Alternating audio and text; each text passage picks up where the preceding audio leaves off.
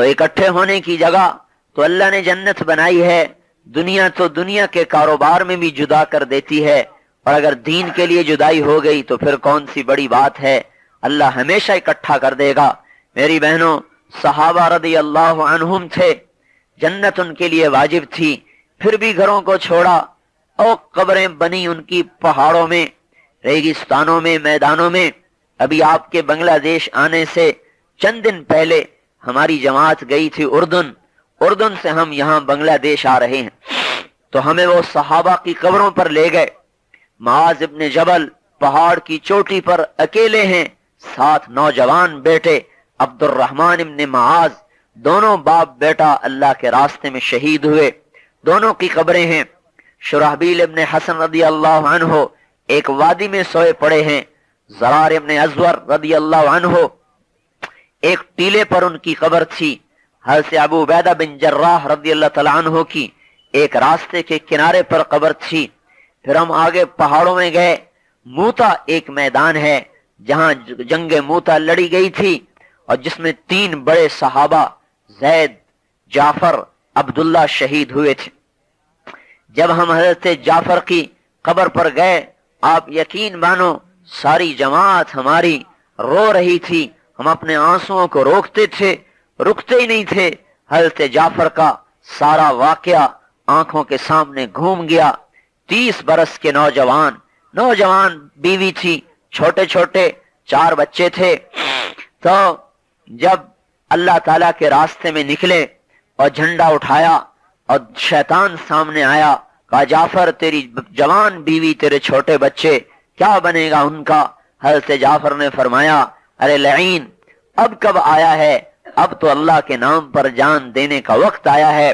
یا حبذا الجنت واقترابها طیبۃ وبارد شرابها والروم روم قد دنا عذابها کافرۃ بعیدۃ انصابها علی الا قیتها ضرابها۔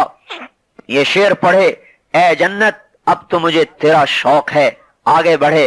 ایک ہاتھ کٹا، دوسرا کٹا، پھر 2 ٹکڑے ہو کے زمین پر گر گئے۔ حضور پر منظر کھل گیا، آپ نے دیکھا کہ جعفر شہید ہو گئے، تو آپ تشریف لے گئے حضرت اسما کے گھر۔ اسما ان کی بیوی کا نام تھا۔ وہ فرماتی ہیں میں بچوں کو نہلا کر کپڑے پہنا چکی تھی، خود آٹا گوندھ رہی تھی کہ حضور گھر میں تشریف لائے، چہرے کا رنگ اڑا ہوا، تو میرا دل دھڑکنے لگا، میں گھبرا کے کھڑی ہوئی، یا رسول اللہ کیا ہوا؟ تو آپ نے فرمایا اسما میں تیرے لیے کوئی اچھی خبر نہیں لایا، اور آپ کے آنسو نکل پڑے۔ حضرت اسما بے ہوش ہو کے زمین پر گر گئی۔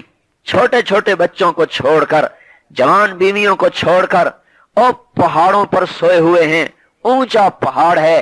آج سے 1400 سال پہلے وہ قبر بنی جبکہ وہاں کسی انسان کا گزر نہ تھا۔ بہت رونا آیا ہمیں۔ پھر حضرت زید کی قبر پر گئے تو ان کی قبر پہ ایک حدیث لکھی تھی جس کو پڑھ کے سارے ساتھی رونے لگے۔ میں نے انہیں ترجمہ کر کے بتایا، حضرت زید کی قبر پر یہ حدیث لکھی تھی، جب حضرت زید شہید ہوئے اور آپ نے خبر سنائی کہ زید شہید ہو گئے تو ان کی چھوٹی بچی چیختی ہوئی روتی ہوئی آئی اور حضور کی گود میں گر گئی۔ آپ نے گود میں لیا اور آپ بھی رونے لگے، بچی بھی رو رہی، حضور بھی رو رہے۔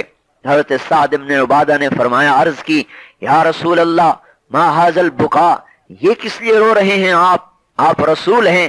تو آپ نے فرمایا سعد ھذا شوق الحبیب الی الحبیب، اے سعد یہ حبیب کا شوق ہے، حبیب کے لیے زید کو بیٹا بنایا ہوا تھا۔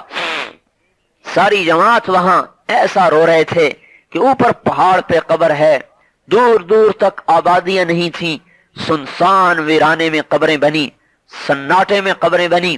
آپ پھر حضرت عبداللہ ابن رواحہ کی قبر پر گئے جو 4 بیویوں کو چھوڑ کے گئے تھے اور بڑے باغات غلام چھوڑ کے گئے تھے۔ ان کی قبر پر عجیب نور تھا، آدمی اپنے آنسو روک نہیں سکتا تھا۔ ان کے بارے میں آتا ہے جب آگے بڑھے تو بیویاں بچے یاد آ گئے تو ایک دم اپنے آپ کو جھٹکا، اقسمت یا نفس لتنزلن کارہتن او لتطاوعن ان اجلب الناس اشد الرنا مالی اراکی تکرہین الجنہ قد طالما قد كنت مطمئنا هل انت الا نطفة فی شنا یا نفس الا تقتلی تموتی ہادا حمام الموت قد سلیتی ان تفعلی فعلاہما ہدیتی، اے نفس مجھے قسم ہے اپنے رب کی میں تجھے اس پر قربان کروں گا، تو چاہے یا نہ چاہے، تو مانے یا نہ مانے، تجھے اپنے رب پر قربان کروں گا۔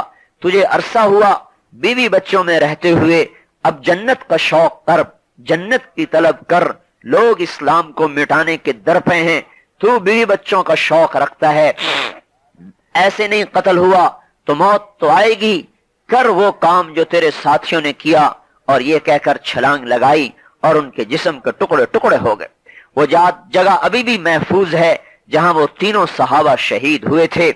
پھر آپ نے فرمایا ہاں ہاں میں دیکھتا ہوں کہ تینوں کے تینوں جنت کی نہروں میں غوطے کھاتے پھرتے ہیں اور جنت کے پھل کھاتے پھرتے ہیں۔